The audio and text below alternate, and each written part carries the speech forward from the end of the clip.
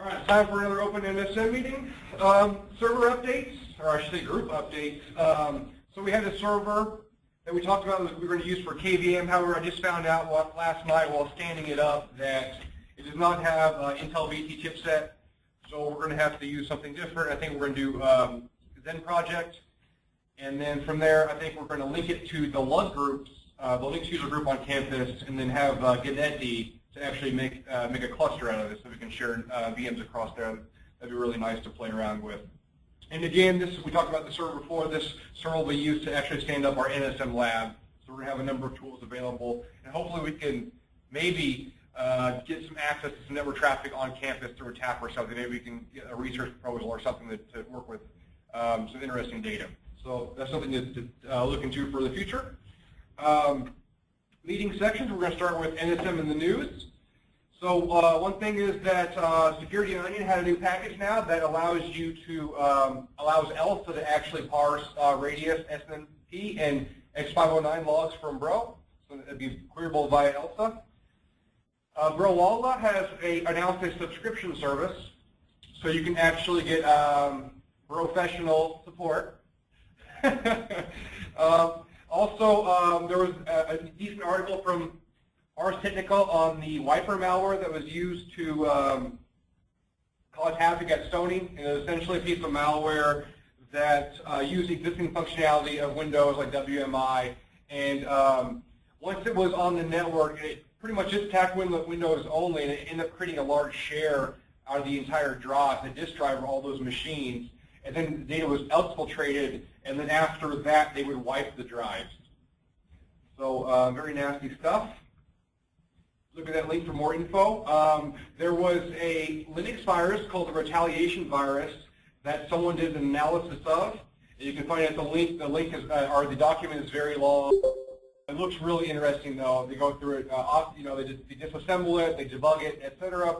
You can take a look at that. Probably a really good learning guide for reverse engineering. The Linux kernel in 3.18 announced that they have a BPF system call now. And then there was another thing in the news where Target had a bid that basically they wouldn't have responsibility for the breach. And basically a judge said, no, that's not going to happen. So what that means from now is that it's possible for banks to sue the company for being negligible or for negligence when it comes to their security of their systems. So that's not, I mean, that court case is going to still play out a little bit, but that's something that's fairly interesting. So that would provide us, it probably will provide an incentive in the future for businesses to further secure their things. But that's something interesting. Move on to, well, paper period, we didn't have anything. Well, we did, but I actually didn't have time to read. I was going to read the paper that came out from the guy, the Core Pro developers on the SumStats framework. However, I, again, didn't have time to read that. So hopefully we'll be able to do the next meeting and cover that. Signature selection. So this is a section where we actually talk about an interesting signature. And there was a guy that wrote a Bro script to do detection of the exploit kit. And I actually haven't had a chance to look through this all the way. I was trying to do it before the meeting. But essentially what we have here is, maybe Justin can help me with some of this stuff, is that there's a set of type string for a portable executable file for docexec. And you have another set for with the known exploits for the file types, PDF, zip, so that's where they would actually receive the exploit from. And then what we do on a new file event, when a new file is detected by Bro and that event handler is generated, then we actually test for if the MIME type field is there. And then what we do is we look for what is in this exploit file type set, the data structure. We look for those values inside that MIME type field. And if they're there, then we go through the connection identifiers. And then from here, I don't remember current. So what it's doing is it looks for either a PDF, a zip, or a Java applet first. It's actually in the wrong order. So the second if block at the bottom, all the way down, that's what it actually does first.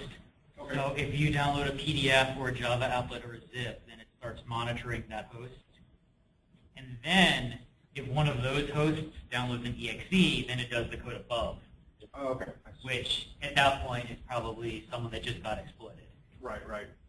So, So they added to so they added to a data structure for monitored hosts. Yeah, like he said, if they're in that, then it tests for here. If it's in that list of monitored hosts, then we'll actually generate the notice for exploit kit suspicious download because they did that.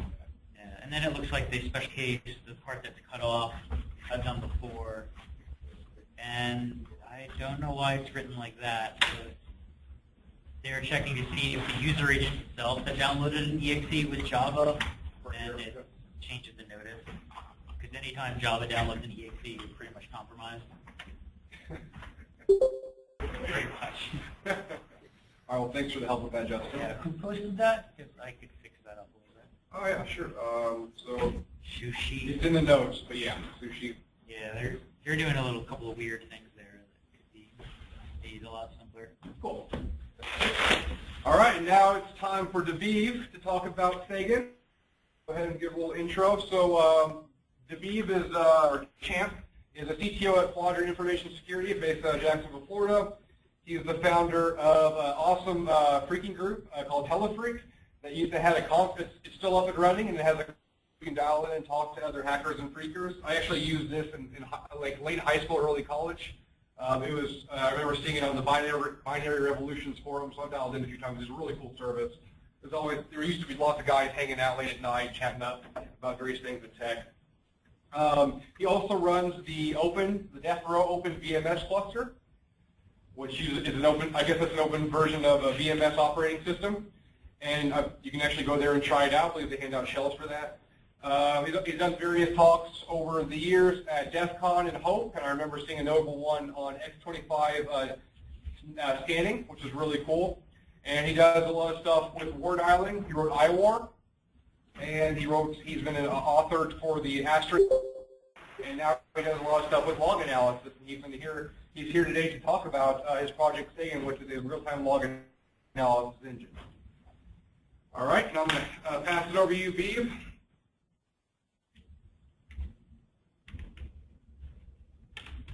Okay, I made you a presenter. You should see a pop-up box. Okay, I can see your screen now.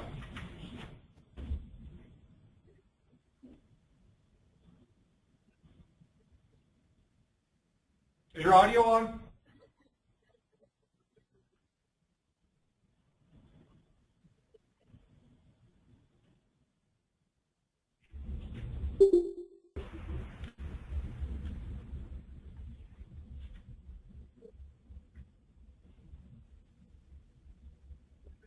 Well, anyways, while Can you hear? Okay, sorry about that, guys. okay, yeah. Whenever Real quick, I want to mention something real quick.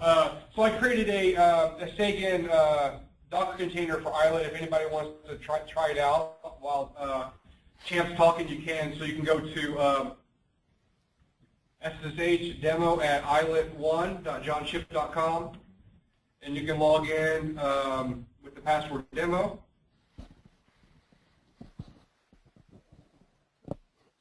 And then Islet will be a choice from the selection menu, and then to launch a container that you can actually play with it. It's number 6, so you can actually use that if you'd like to try it out. And I'll go ahead and post that in the chat real quick, and then we'll be good. okay. I almost forgot to mention that.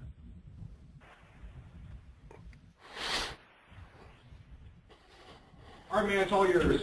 Okay. As John was saying, hey, first off, thanks for letting me come here and talk a little about Sagan. It's a project that I've been working on for quite a while, and I really like logs. I'm very strange that way, but I really enjoy them. I'm a little bit sick, by the way. Hopefully that won't inhibit me being able to talk about Sagan. I like to talk about it anytime I can. So again, I really appreciate the opportunity. So one of the primary reasons, and can you guys see my screen okay, first off? Yeah, the colors, can you make the back, well, the colors are hard to see, like the purple. Can you make the background white? I could probably do that. Here, give me just 1 second. Sorry about that, guys. No, no problem. I just got to remember how to do it. Here's another view.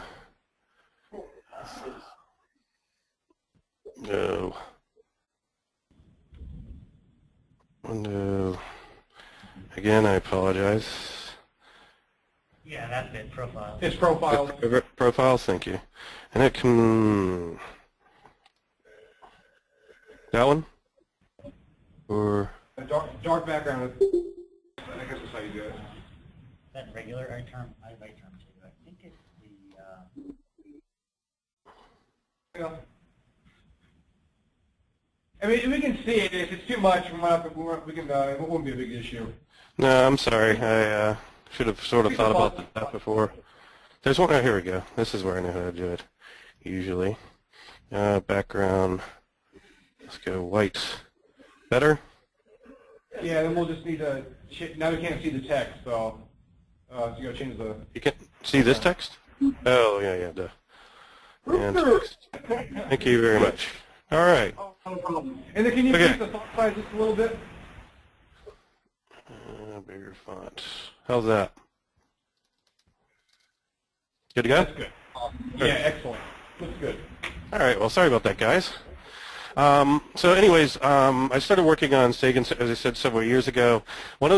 So Sagan is not meant to be a thing like ELSA or Splunk or anything like that. What we're trying to do is detect threats in logs in real time. That's, one of the major motivators that I had for writing Sagan was that we saw people who had things like Splunk in-house, but what they were doing is detecting things like compromises a week, 2 weeks, 6 months after the fact, because they were going back retroactively and looking through logs and not doing it usually very well. And by the way, if you guys have any questions as I come along, please feel free to ask at any time. Like I said, I got a little bit of a cough there. So what I was going to do here was to start off by pretty much just getting Sagan and just building it and just walking through the config really quick. So as you can probably tell, it's over on GitHub. That's our primary repo. Whenever people are trying out Sagan, I like them to usually try to get it from GitHub or get the most stable version off of our site. The reason is because it is a moving target at all times. And I'm going to download our rule sets. From within Sagan, it's your traditional configure, make, install kind of thing for Linux. Excuse me, and OpenBSD or FreeBSD or whatever you might be running. Basically, before I go into configuring it, let me explain a little bit what it does. So what Sagan does is he reads in logs. They said he uses signatures, reputation databases, GeoIP information, all kinds of data to examine logs and see if it can identify threats out of them. Sagan is multi-threaded, meaning that if you have 8 CPUs or 8 cores, it will take advantage of all those cores, or as many as you want. We do that because many environments that we're in, we're seeing anywhere up to 10,000 log lines a second or 10,000 events per second, and to do anything in a single threaded operation like that, it would just eat up 100% CPU. Plus, we have a lot of rules in our environment because we're looking for a lot of different types of indicators. So we typically try to use all the resources that the machine has available to it. Hopefully that makes sense. What I'm going to do here, I'm just going to go ahead and just configure it straight out of the box. There's only a couple of dependencies that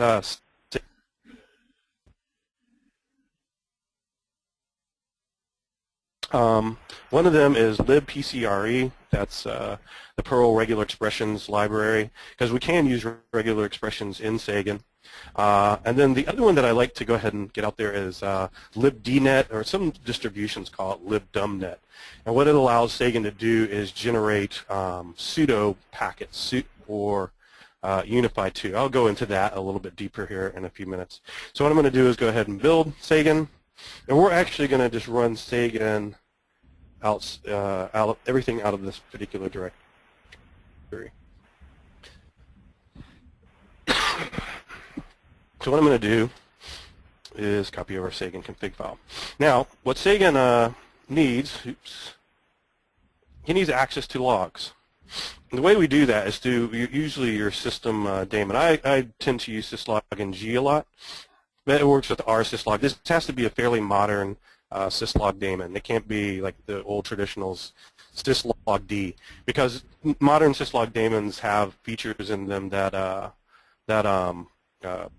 older logging type of platforms don't have. So basically all we're saying here is listen in on this incoming port. What I have is several Linux servers in my kind of demo environment here logging to this particular machine. So this is our source. We're going to listen on UDP 514. We have this thing out here. It's a FIFO, which it will write the logs out to in this particular format. You'll see where it says source IP, facility, priority level, tag, and all that fun stuff. And then, here, let me make sure this is. And then we have to, we tie everything together basically. So from right here, where we have Sagan Linux, this is coming in on a network. We want it to write to the FIFO. And then from our kernel, we're going to do our local stuff here, our local logs as well. We have this source, which is our local system logs. And so we're going to take our local logs and also write those to the FIFO. And then we're also going to take kernel logs and write those to the FIFO as well. Now, I've already kind of done this for us already. So what I'm going to do here is just kind of show you what the Sagan FIFO kind of looks like. If we look here, we'll see there's lots of fun logs. These are active syslog messages coming in. So if we look, they stay in this kind of format.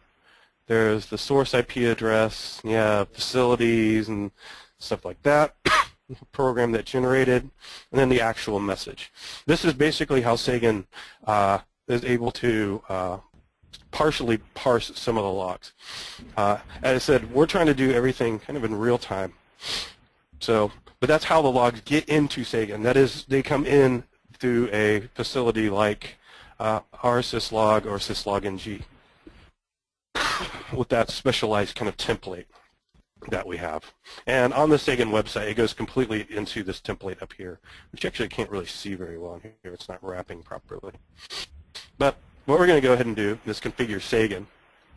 Now, Sagan has a lot of options. One of them for Sagan, I think that was it, for Sagan FIFO. Okay, yes. So what we're going to do here, this is where the FIFO that gets fed from our syslog or syslog ng from. That is, whenever we open this FIFO, we expect to see logs in here. Now, I know you guys are big Bro users. Do you use anything like Snort or Suricata or anything like that? I've been a Snort user in the past, so I think I've Okay. The only reason I bring that up is because the rules that we create for Sagan are very similar to how Snort rules are structured, and they're done that way for a reason. And actually, some parts of this config file will look very much like a Snort config file. But just keep in mind it's Sagan. So this is where our master rule set is, and actually we're going to change that here. We'll grab this, and we'll say, because we're going to learn everything kind of locally.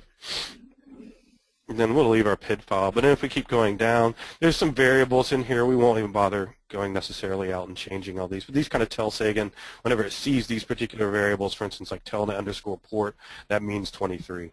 It's configuration values. There's some instances where Sagan needs to know its own IP address. So in this particular case, I wonder what, oh, actually I already know what it is. We'll go ahead and give it that information. And there's a whole bunch of, there's tons of stuff in here. For instance, like max processor, how many threads do you want Sagan to utilize? This can affect things like how many CPUs are being used. It's multi-threaded, so for instance, if you have some processors, is what we call them, in Snort they call them pre-processors. We call them as processors in Sagan, that are very, not necessarily I/O intensive, but take a while. Luckily, using threaded applications, we can have 20 threads going out doing one thing and not holding up the whole system from analyzing logs. Excuse me, sorry. Country code. We can build rules based off of country code information. So for instance, one thing that we like to do is we can monitor, for instance, Cisco web VPN logs. So whenever we see a log message come in from a Cisco like any connect or something like that, Sagan can say, okay, if you see somebody log in, that's fine, but based on their source IP address, that's what I'm really interested in, because all my users might be in the United States and Canada in this particular case, as we have it here in the default demo configuration file. So I might be more interested if Mary suddenly logs in from Russia rather than the United States or Canada. So we can write rules basically that will allow us to detect those type of events. Windows domains, I won't go into this one right now, but you can also do things like, for instance, some events you might be more interested being triggered at certain times of day or certain days of the week. For instance, if you're, I'm sorry for the constant coughing there, but let's just say, for example, you're a small organization and RDP sessions, as you know, RDP sessions should be fairly not normal at 3 a.m. It'd be possible to write a rule that says, you know, on particular days, monitor for different types of events that happen at different times. So we can build signatures based on that. This is an example of a processor. Basically, all it does is keeps track of who has been logging to Sagan. That is, for instance, it keeps track of systems that are up and down. So for instance, if you have 100 systems and they're all sending you logs, and then suddenly you have 99 systems, you know that one of the systems went offline, and Sagan can generate an alert based on that information. Perfmon is for, of course, performance monitoring. WebSense is, at Quadrant where I work, we're a partner with WebSense, and we use their Threat Seeker network, which is basically it's a reputation database. To do IP lookups. So any log that comes into Sagan, we can say, regardless of whether it triggers on a signature or not, to do a reputation lookup.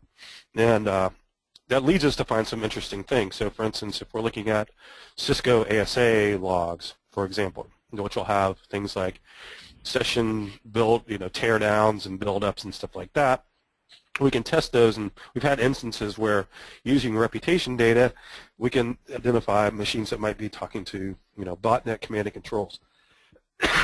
Sorry. What we are doing, I'm not sure if you guys are familiar with CIF, the Collective Intelligent Framework. It's kind of, okay, cool, awesome. So one processor that I'm in the process of building out right now would work almost exactly like this one. As I said, this is a reputation database. Well, there's nothing to stop us from using CIF. So I'm in the process of building a processor that will use CIF. So every time a IP address goes through via log analysis is identified, we can have it go up and look it up in CIF to see if it has any kind of bad reputations with it. Blacklist is kind of the same thing, but these are flat files. So basically we can pull out of a flat file. We have customers, for instance, that are constantly getting updates from the FBI about, you know, possible threats, and they give them a big old list of IP addresses. We can stack those IP addresses into a file, and Sagan can keep an eye on those. And same thing for search processor, which basically allows us to look for things like URLs and things of that nature. External system call. This allows you to write your own, like, so Sagan identifies something by a signature or whatnot. Whenever he identifies it, you can actually then have Sagan call an external program to do whatever you want. That external program can be written in any particular language that you desire, Python, Perl, C, whatever it might be. This gives us a little bit of flexibility if we want to do extra things whenever certain types of event are caught. And of course, you can email you, kind of boring, but this is the big one right here, Unified 2. The reason I say Unified 2 is kind of the big one. If you have used anything like Snort or Suricata, what happens is when Snort or Suricata detects an event on the wire, that is through a packet analysis, whenever he detects something bad, he he writes the information out in a file called a Unified 2 file. And these are basically things like the source, address, destination, things of that nature. Actually, we can probably have U2 spew in here. Var log Sagan. We'll just find like an old U2 file. 867. What it does is it stores this. This is a binary format. I'm using a program called U2 spew that comes with Snort to decode it. But it gives you a bunch of information based on it. And this is the, quote, packet. This is actually payload of the packet. And then, excuse me, this is the signature that generated it, the generator, revision, the source, the destination, and all that fun stuff. So the reason that they do this is so that Snort does not have to deal with writing directly to an SQL database. What was happening is that back in the day, Snort used to actually be able to write directly to SQL databases. But if it's watching on the wire and it finds bad things happening, and he has to stop packet analysis to go insert into a database, he's dropping packets. So what they end up doing is writing out to this thing called a Unified 2 file. Unified 2 basically takes all the information, just writes it straight out to the disk. And then you have another program like Barnyard 2, which will read it from the disk and then insert it into the database. So it kind of acts as a spooling mechanism. It acts as a spooling mechanism in that, so for instance, let's say you take your database down for 15 minutes. Well, Snort, or in this case Sagan, can still be writing to this Unified 2 file, queuing up events, and then as soon as the database comes back up, Barnyard can reconnect and start sending this data back over to the database. This is ultimately how, whenever you want to get your events into something like Snorby or Squeal or sorry, anything, or even base, for example, old base. This is ultimately how they get in there. Sagan mimics the configuration of Snort in this aspect. We can also do things like sniff logs off the wire. So if you have a span port or tap, we can actually snatch logs off the wire without having to reconfigure. For instance, imagine you're in an environment and you say, I want to install Sagan, but we already have, I don't know, Splunk running. We already have all of our routers going to Splunk. And me telling my management that I want to take all of our routers and point them to the Sagan box, this is not going to fly. Well, if you can give Sagan a span port or tap, he can actually sniff those off the wire and inject them back into himself. So it kind of makes it so that you can use Sagan even in environments where you're unable to change configurations. Snort SAM allows Sagan to do some firewalling by himself. It's a great project called Snort SAM. It's been around for years and years. We can, of course, log to syslog. Now I'm going to kind of skip on down here until we get down to our actual kind of meat of it. These are Sagan normalization files. These actually can help Sagan tear apart messages. That is, for instance, find usernames, IP addresses, URLs, and things of that nature within a log message. It goes off of this project called liblognorm, which was written by Rainer, who also is the author of our syslog.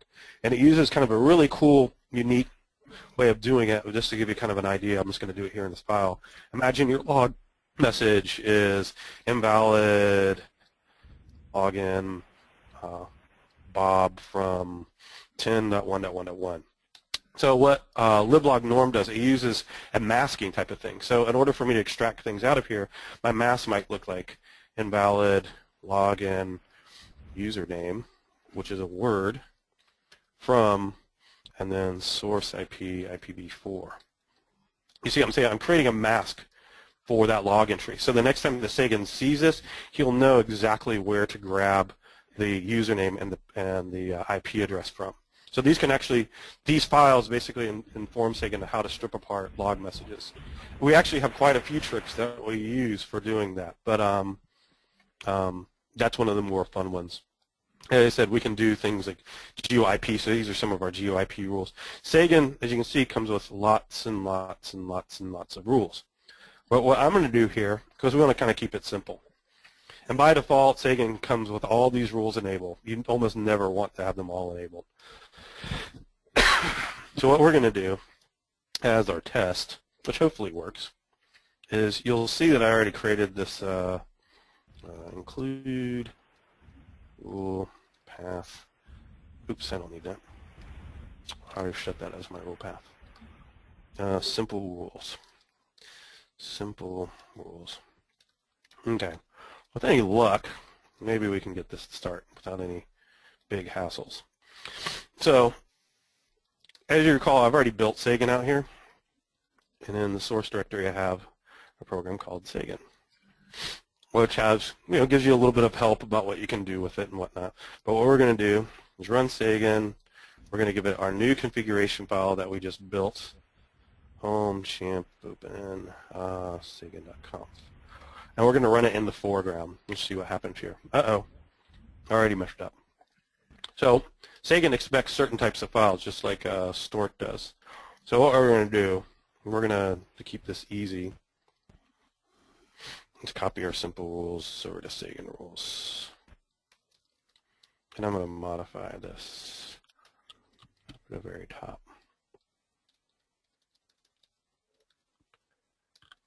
Okay. And then I'll show you how a simple rule actually works here. Oops. All right, there we go. Now if we hit enter, it gives us some basic statistics about what Sagan is seeing. And we see right here we have the number of events in a process, average events per second, signatures matched, alerts, and there's actually the more features that you turn on, the more statistics, of course, come out of it. But we just wanted to make sure it ran. We could also do things like debug syslog and watch the logs as they come in. So we're actually watching Sagan take the logs, decode them, things of that nature. But we don't really have Sagan doing a whole lot quite yet, because what I wanted to do is show you how a basic Sagan log, oops, what it looks like. Now remember, we have the simple rules. This is a super, super, super simple rule. I'll explain this part shortly, because it by default doesn't. It works the opposite of snort. But this part right here is the human readable. And why am I not word or line wrapping? Oh, I bet I did. Hold on. Sorry, guys. That was okay. So if we look here, you'll see there's a content at the very end there. Or actually, I'll break it up a little bit. See right here? Let me get apart. Well, we're telling, just like snort, we have a thing called content, where we can use a simple string matching and say, look for the word champ test in any logs. If you see a log with the word champ test, we are going to classify it as suspicious traffic, and we want to give this signature, this ID number, and this revision number, is basically how it works. So if we do something like this, maybe,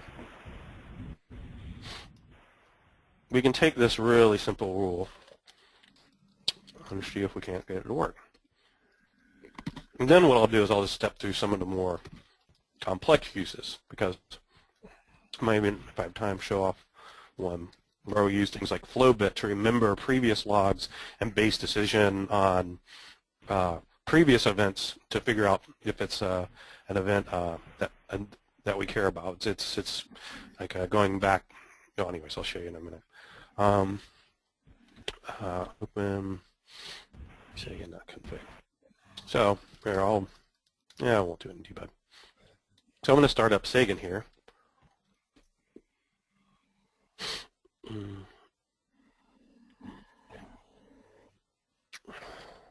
Oh, actually, Mr. Dustin Weber. That's awesome.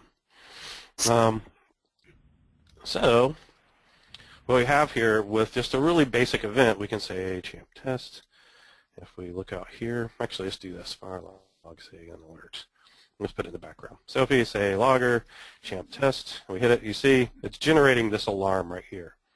And that's like a super, super basic rule. However, it and by itself is not always terribly useful. But I have to kind of show that just to give a basic idea of how it works. because what we could do, we could start expanding upon this. So what I'm going to do, let's look at, for instance, flow bit. So what we can do, as you can see, this rule, for instance, is a little bit more complex. What we're looking for here is you'll see where it has authentication failure. That's the content. But we're doing this thing where we actually set a thing called a flow bit. We actually set 2 flow bits here for 300 seconds. What we're saying is when this event happens, and, well, let me go back to it. When this event happens, and we have, for instance, after it happens 5 times within 300 seconds, so within a 5-minute period, we want to set this flow bit here called brute force Unix SSH. Now, basically what we're doing there is we're telling it to remember that this event happened, so that later on, force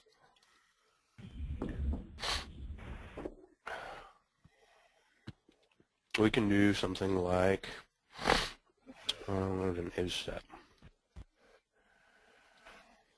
Or is it is not set? So we can do something like this, where we say, if we use, and here we're starting to use regular expressions, if we see somebody authenticate and this flow bit is set, see how we have the, that is it is set, then we want to generate an event. Basically what it's saying is, we just saw somebody brute forcing a username and password. And they may have been trying for an hour, they may have been trying for days, or whatnot. But what happens is Sagan sets that flow bit, and he says, okay, I'm going to remember this guy by his source IP address that he is constantly trying to log in. Then, after a long time, let's say he actually manages to get in. What we do here, since we have this flow bit already set, we can actually generate this alert based on that information. So we should be able to give it kind of a try. So if we say, oops, I think it's that one. So what I'm going to do is I'm just going to do it in split PQ again. I'll probably do it in screen, but all right. So now, see if this works. I'm going to tail this file over here. So, temp at localhost. So we're going to do. Now you notice we don't really get any alerts because it hasn't gotten past the point where it's determined that this would be a brute force type of attack. No, actually, I'm going to have to do something too. Okay. But see, now, since we did it X number of times, he considers that a brute force type of attack. However, there's going to be a problem here. So what we're going to do is cheat here for a second.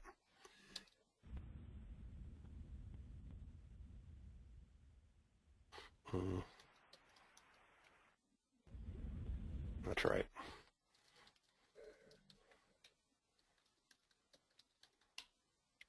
Oops.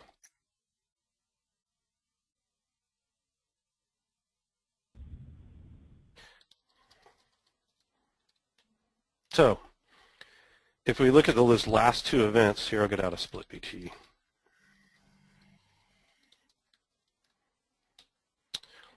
There's our brute force.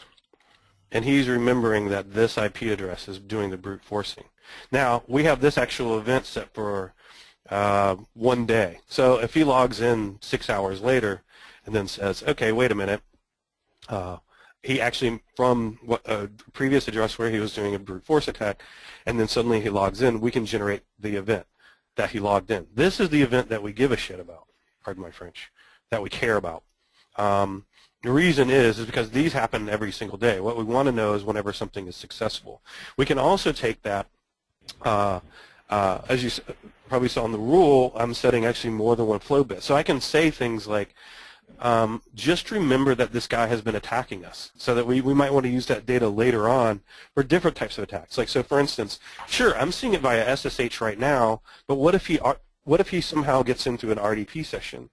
Well, since we already have associated him with a different type of it, or a previous attack, and we've set a flow bit on that way, and now suddenly he logs in with an RDP session, we can correlate those two together and say, well, wait a minute, that IP address was just attacking me, now suddenly he's logging in. If that makes, hopefully, some sense there. So, so we also do some stuff with, and as I said, as I was noticing, you guys like to use Bro a lot.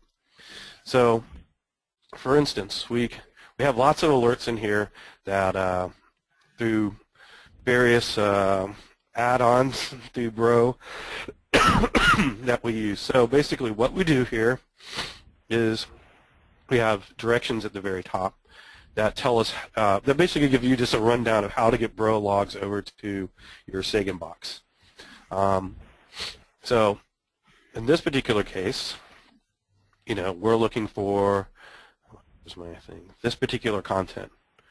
Now, what's interesting about this is because, as you remember, as I said, with SIF and things of that nature, we were actually using Bro, and we were getting, oh, here it is, this one right here, this certificate errors from a client. And Bro was complaining left and right that, oh wait, actually that's not the alert, I don't think. Well, anyways, it was basically Bro was complaining that it was seeing lots of invalid SSL sessions. Actually, no, that's probably it right there. Yep, that's it. So that in by itself was pretty cool. So in our console, like Snorby or something like that, we pull it up and we have this message in our console. It actually says, you know, I've gotten 10 invalid SSL certs within the last 30 seconds. And there it is. It's in Snorby. Everything is good in the world. And that's what I mean by acting as a glue with Sagan, because Bro doesn't natively log out to Unified 2, so, but we can actually do that back-end legwork for it. So we have this signature that triggers off, and he writes out to Unified 2, which ends up into Snorby for us to for you know, further analysis. But what ended up being cool about these type of events is, remember, we can also pass these the source and destination IP addresses through things like SIF or WebSense Threat Seeker. So we were not only getting these particular messages. Now keep in mind, our snort sensor was not triggering on anything. It didn't see no signatures were tripping off, no preprocessors were triggering off at all. But we did have this PC out here, and now he's making all these invalid SSL sections over and over and over again. Sorry, guys. What ended up happening, though, is that whenever we were doing those reputation lookups, every time it would do a reputation lookup based on those invalid certs, we would see that it was involved with some sort of botnet command and control. So while the snort side, the signature side, kind of failed on us, and the fact that you know, no signatures were tripped, Bro handing us the information saying, hey, I got this PC over here that is making hundreds of invalid SSL connections. You might want to look into it. And then to back that up behind it, our reputation database saying, oh, and these connections that are related to these invalid certs appear to be known botnet command and control. We're able to say, well, we probably want to go ahead and get that machine off the network, because while we haven't identified exactly what is malicious with it, odds are something is malicious with it. So we can do that with various pieces of software. So whenever we get into things like Flowbit and stuff like that, so imagine we have a situation where we're getting snort information via log analysis, and we're getting something from like a wireless, not wireless, web application firewall, something like Imperva. So whenever when snort comes through and says and sends out a log, and he says, hey, I just saw an SQL injection attack, and the Imperva comes back and says, I just stopped the next SQL injection attack, we use Sagan as the glue to pull those two events together.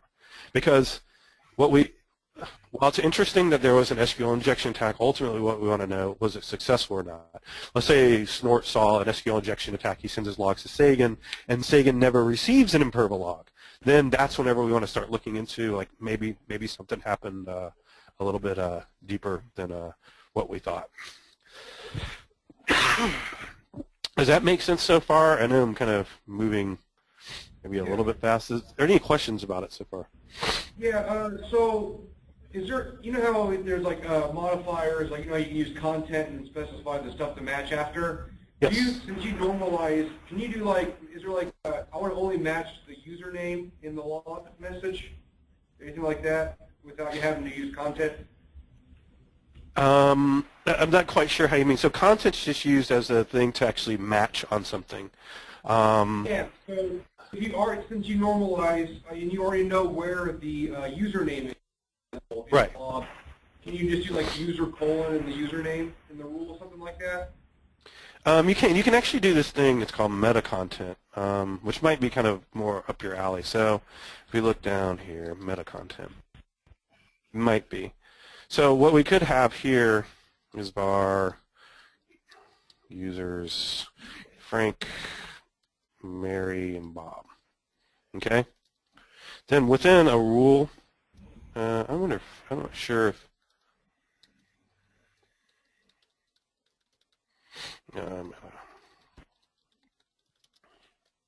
oh wait, helps if you're in the right directory. Meta contents. So let's take like what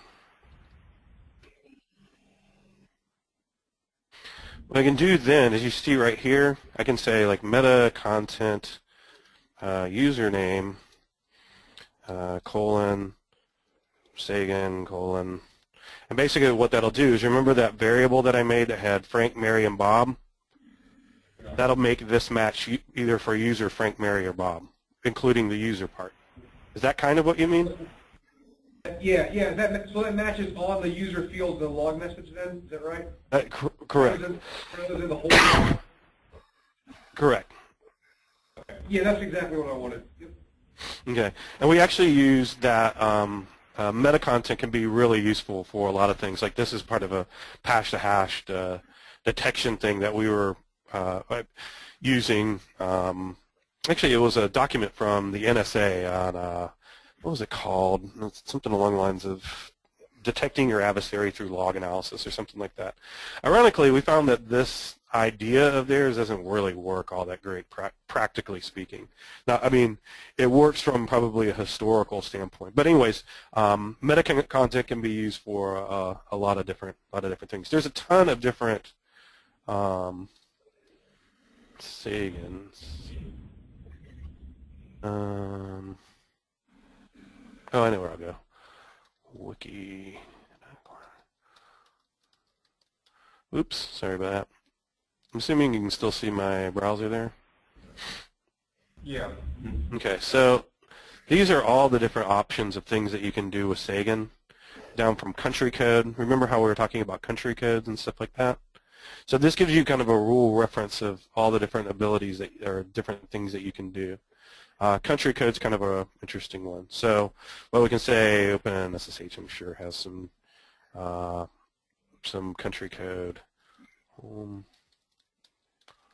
Country. Maybe not. Oh, you know what it is? It's GUIP. So we can do things like, for instance, here's our human readable authentication success from outside home country. We want to look for the user, the term, in this case, accepted password. This is actually how we're going to normalize it. But what we're interested in here is we want to track the country by source, and it is not our home country. Do you remember whenever I was saying our home country in the previous thing? So in this case, in our example, this is, United States and Canada. So if we start seeing, for instance, logins from Russia, then that might be kind of an issue. Or VPN logins. Is kind of the idea from that. So we actually have a lot of different ways that we can do. Okay, China. I meant China is what I meant to say.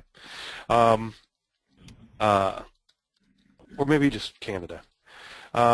So we have a lot of different methods that we can go through and look for different identifiers within logs, using things like everything from GeoIP to time of day to Flowbit is like the really big one for us because, as I said, it allows us to do tie multiple events together. So, for instance, somebody's hitting my OWA server and doing a brute force over there, and then suddenly they log in by a VPN. Being able to tie those two events together is the idea. You guys have any questions? Can you hear me? Go ahead. Yes. Yes, go ahead. Oh, so can you hear me? Yes.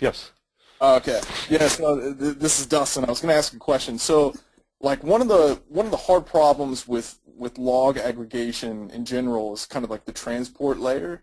So, like I was curious, like if Sagan in the future, or even now actually, if you guys look to support like message brokers like Kafka or Storm, because I mean the actual transformation that you guys do is awesome. Like it makes doing that stuff really easy. But the hard part is like the actual collection. Do you guys do anything for that now, or have any plans in the future to do anything with that? We haven't really talked about it. I mean, Bitcoin talked about it in-house. That'd be actually something probably be great to talk to you on a later date on. But as it stands right now, most of the information that we get, we do have some things like database connectors and stuff like that. So, for instance, Oracle likes to store all of its audit logs in, of course, a database format because they're a database company. So where we can go through and pull stuff like that, or even doing things like Windows WMI and stuff like that. But most of the stuff that we get is through SNMP trap, traditional syslog, and things of that nature. So, there's probably areas that we should, start looking into. Makes sense. Thanks. Right. I mean, and what we also find too is most of, well, as you know, I mean, almost everything nowadays, especially from down from your network gear to Linux boxes, almost all of that support some sort of network logging protocol directly out of the box, be it syslog or SNMP trap. It's just figuring out which one ends up being better for that. For things like Bro and software like that, we can use built-in functions of the native logger. So, for instance, like Bro doesn't have any means, as far as I know, you guys probably know better than I would, of sending logs to a remote server built in. So we can use things like syslog-ng and then say, actually, give me that file, over there from Bro and pipe it over to me. And that's usually stuff that's usually pretty easy and pretty straightforward to do. It's just directing the administrators of the box to do it. Sorry. But I can certainly, there's as I said, there's a lot of different ways to go. And actually, I should point out, Dustin's the author of Snorby on here, which is by far the best interface around there out in the open source side, and probably closed source side too.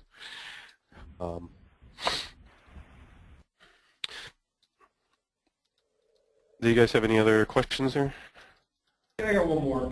So whenever you're running Sagan in the packet sniffing mode, can that work on syslog sent over TCP?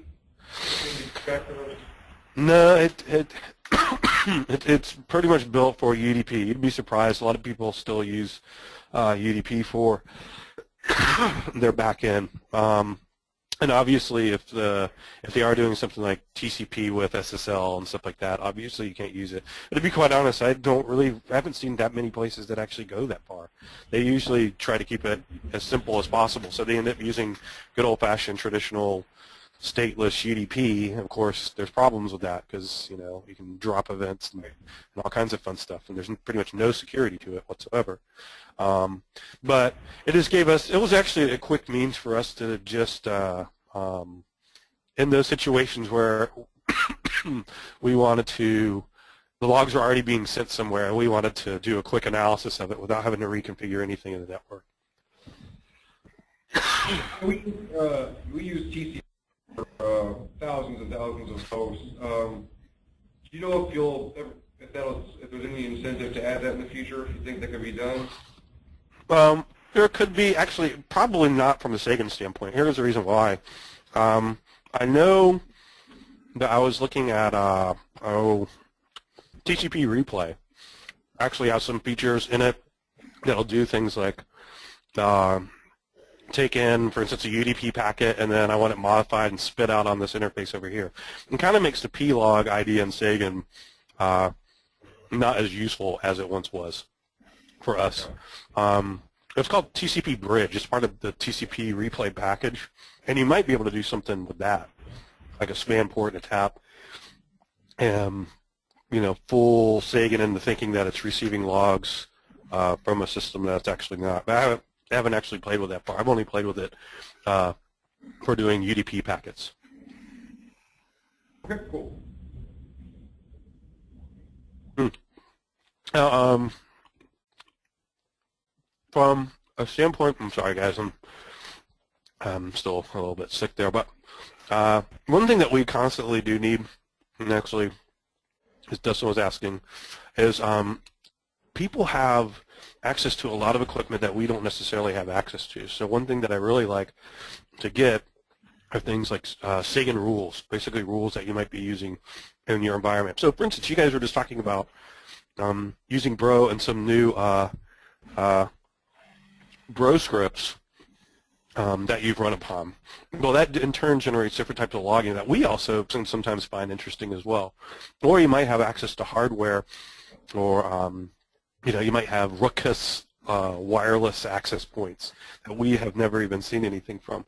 So we really, from a contribution standpoint, we really like to see things like rules. We like code and documentation as well. Documentation is always a hard one. We like code as well for any new features, or even sometimes just ideas for new features that you might want to see. We're constantly trying to come out with different ideas based on log analysis for different types of rules, or even different types of concepts to use to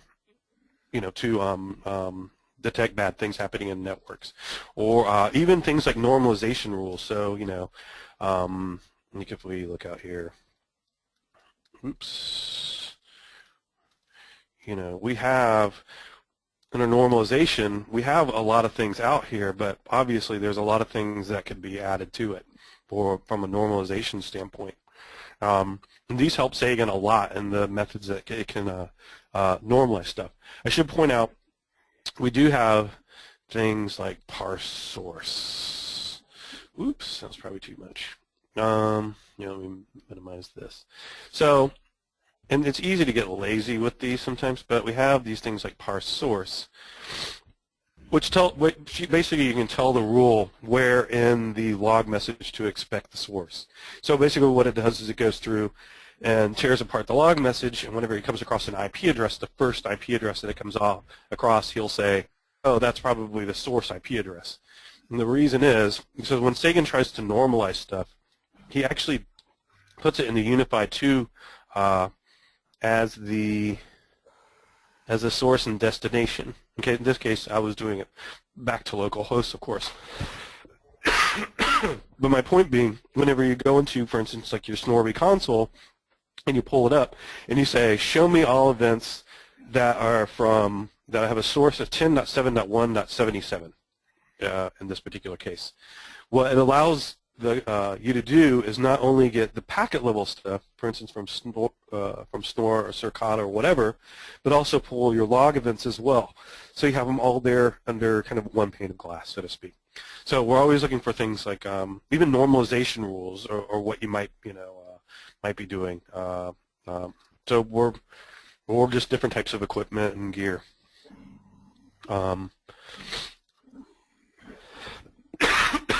Sorry, guys. There any other questions on that? Yeah. Okay. So whenever you call another script, like you did earlier, you showed that you could do that. Yes. Can you pass variables to that script? Like say if I want to have a script that wants, run an IP table rule that's I packet, can you pass that IP table, or can you pass that source IP address to a script like that? Yeah, so you see this part that says parsable right here? Yeah. That actually tells how to pass it. So whenever he passes it to the program, he's going to pass all the information that he has via standard in, and then you can just strip it out. I used to have, I think, a example script out here. I'm not even sure. Extra. Oh, you know what? I bet you Sagan GTK does it. Sagan. Oh, maybe not. No, that one doesn't. So the parsable gives it by a standard in things like source IP address colon then the IP address, destination IP address colon destination, and then the alert method it'll hand it by a standard in just like this type of format, which is not as good for parsing, but it'll hand it to the script on individual lines. So one particular item, all the same information as in classification, correlated attack, new line, source IP address, new line, stuff like that. So actually, here, for instance, if we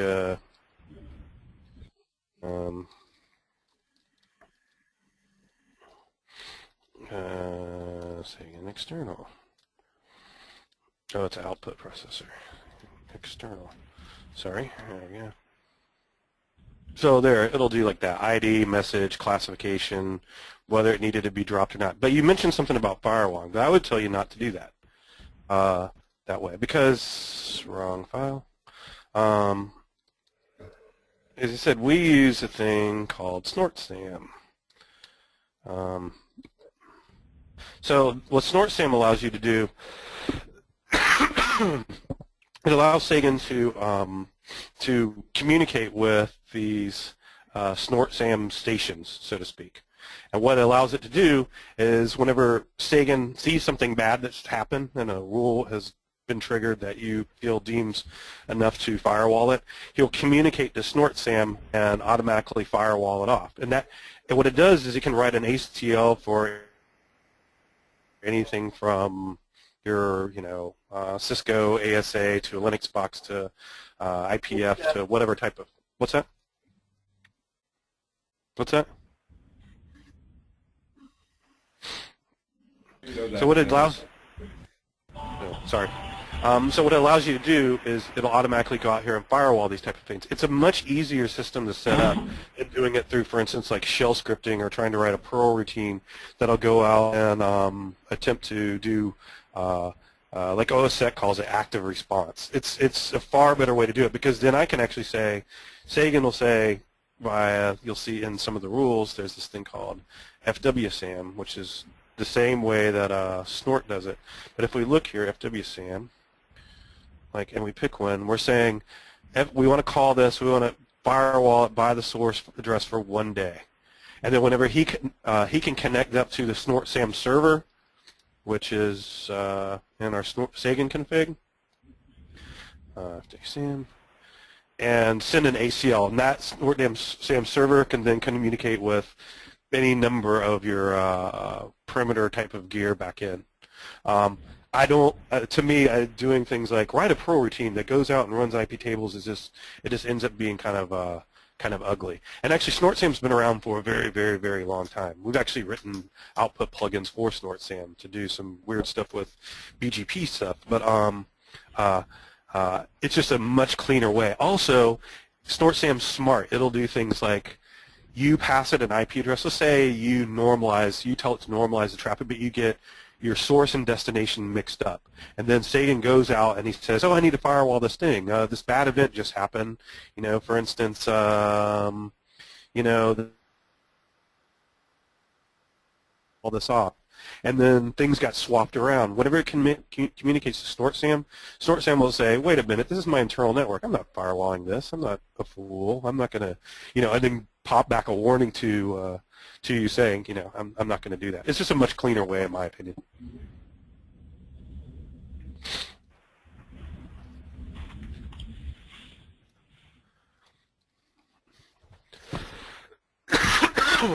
Unfortunately, I wish I had had a console up for you, but like I said, I was mostly just showing from the configuration standpoint. And as you can see with things like content, we can do anything basically that Snort can do that we can do. So you have things like depth within, distance, offset, all that fun stuff. So you can tune down these rules quite a bit. So for instance, if we have a rule that's misfiring a lot, it's easy for us to go back and modify the rule to make it that much more accurate.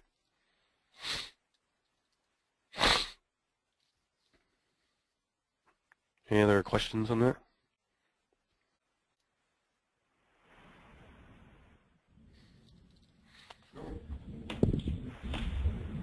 Like I said, if you look here in our lists, we support, oh, that's kind of like on Dustin's question. You know, he was talking about different types of log aggregation. Cisco uses this really silly protocol on their older IDS systems called SDEE, which we can support. We also can support stuff like, I've forgotten, different types of NetFlow, like Cisco NetFlow data. And so we can take in Cisco NetFlow, then run it, that information we treat just as kind of like what we do with a log. And then we can take that and look for instances of, for instance, like malware. Basically, so if we take, for instance, here, let me minimize this. Based on the NetFlow data, if we see lots of this particular UDP port connecting and it goes past a certain threshold, then we can be fairly certain that that's probably zero access related. So we use that in different ways to even go through and try to identify different types of malware within networks. And of course, being able to look for different types of, oh, here goes another one, for instance, our flow bit. This is actually probably a better example, just briefly. So imagine whenever a user reboots a machine, one of the first things it does is shuts down antivirus. So you get a Windows message that basically says antivirus is being stopped. That in by itself you can't really do a lot with. However, before that there should be a reboot message. So what we do is we can actually say we have a rule in here that looks for reboots from a particular machine. This way, if we see that, for instance, antivirus is being stopped, say our stop control, and we have not set this flow bit for this particular source address, then we know that it's being stopped, but the machine is not going into a reboot state. So now, why is my antivirus being stopped? Is basically what it boils down to. We might want to take a look at that. Of course, we can also look for different types of services that have, you know, common misspellings, basically different types of things that might give indications of possible malware on different types of servers.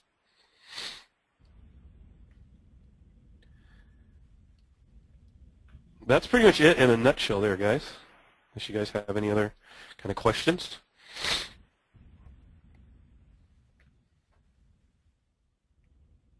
Maybe we'll let you go rest. What's that?